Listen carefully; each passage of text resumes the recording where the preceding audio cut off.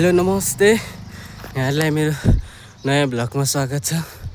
म चाहिँ अहिले बिहानको 8 बजेको छ। म चाहिँ साइक्लिङ राइड हान्दैछु हैन। यो बिहान घाम लागेको मौसम देख्न सक्नुहुन्छ, रमाइलो छ। पसिना पसिना भइसकेको छु साथीहरू।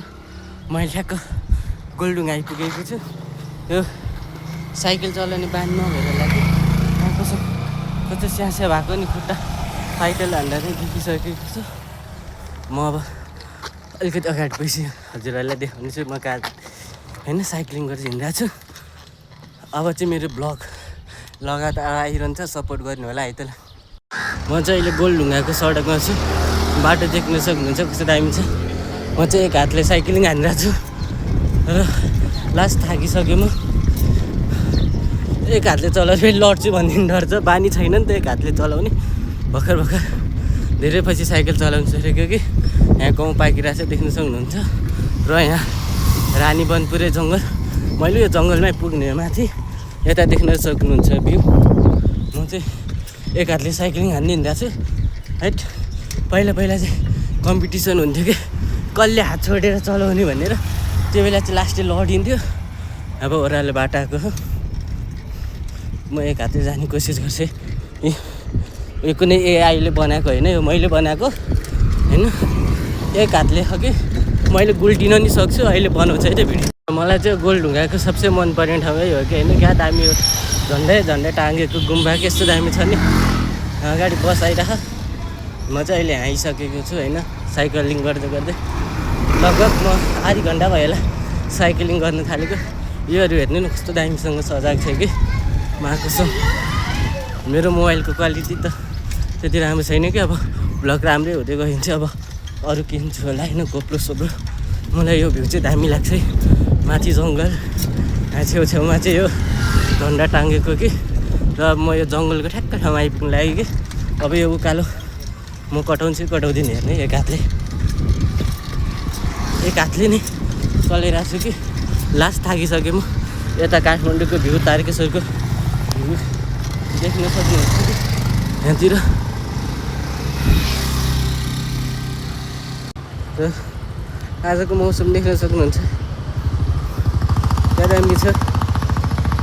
म चाहिँ अहिले कहाँनिर आइपुगेँ भने ठ्याक्क हजुरहरूलाई आयो ठ्याक्कै जामा चोक जाने हाइकिङ जाने ठाउँमा चाहिँ होइन। तपाईँहरू चाहिँ अब यो छुट्टीमा कहाँ हाइकिङ जाने भन्ने सोध्दै हुनुहुन्छ भने चाहिँ तपाईँहरूको लागि चाहिँ यो जामा चोक बेस्ट हुनसक्छ होइन। यति मजाको हाइकिङ छ, शान्त वातावरण, जङ्गलको। तपाईँहरूको लगभग 3.5 घन्टामा चाहिँ माथि पुग्न सक्नुहुन्छ होइन। अब यस्तो दामी छ। र यहाँ मैयाहरू पनि कति राम्रो आएका छन् कि देख्न सक्नुहुन्छ। कट्टु लाएर आएका छैन है केटीहरू। अब म नि जाऊँ कि क्या, यो साइकल चढ्दिनँ नि त उकालो, सक्दिनँ, नत्र चाहिँ गइदिन्थ्यो होइन। क्या दामीको भ्यू देख्न सक्नुहुन्छ, क्या दामीको भ्यू छ। अब मलाई नि साइकल यहीँ राखेर जाम जस्तो भइसक्यो। र अहिले चाहिँ गाडी बाइक पनि लान सक्नुहुन्छ है तपाईँहरूले। यहाँ गाडी, यहाँ बसहरू लाइन देख्न सक्नुहुन्छ। लास्ट भिड हुने ठाउँ हो यो चाहिँ हाइकिङको लागि। तपाईँहरू अब जोडीहरू नै आउन चाहनुहुन्छ भने यो ठाउँ चाहिँ बेस्ट हुनसक्छ तपाईँहरूको लागि। दामी छ है, हेर्न सक्नुहुन्छ। एकदम मजाले घुम्न आउनु सक्नुहुन्छ। तपाईँहरूको हाइकिङमा के अरे साइक्लिङ गर्दा यहाँ जङ्गलतिर आइसकेको छु। यतातिर अब मेरो छेउछाउतिर चाहिँ म यहाँ देख्न सक्नुहुन्छ लाइनले गइरहेको नि त। मलाई फर्की हेरिरहेको नि क्या हो। र म चाहिँ एक हातले साइक्लिङ हानिरहेको छु।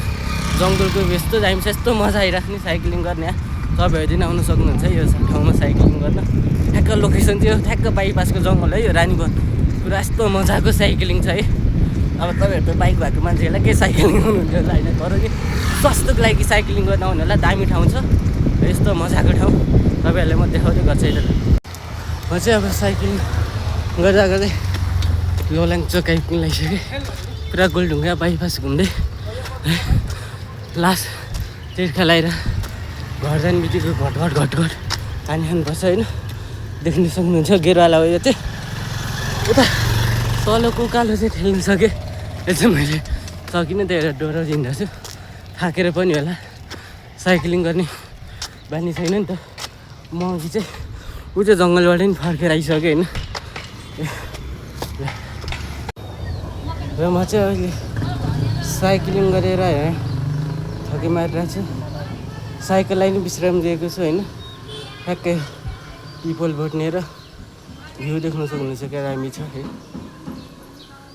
हेर्न सक्नुहुन्छ म घुमिरहेसकेँ। लगभग 1 घन्टा राइड गऱ्यो होला आज होइन। भ्यू देख्न सक्नुहुन्छ। आएर आराम मारिरहेको छु म चाहिँ। सँगै पढ्ने साथीहरू चाहिँ कोही बच्चासँग, कोही गाडी, कोही बाइकसँग, अनि कोही चाहिँ बुढीसँग खेल्ने भइसक्यो। म भने चाहिँ यही साइकलसँग खेलेर बसिरहेको छु। कोही छ र म चाहिँ साइक्लिङ सकाएर घर आइपुगेँ होइन। आजको मेरो साइक्लिङ खत्तम हुन्छ। यस्तो भ्लग भोलि पनि आउँछ। तपाईँहरूको साथ सपोर्ट एकदम आवश्यक छ मलाई होइन। यस्तै भ्लगको लागि चाहिँ लाइक, सेयर, सब्सक्राइब गर्न नभुल्नु होला। धन्यवाद।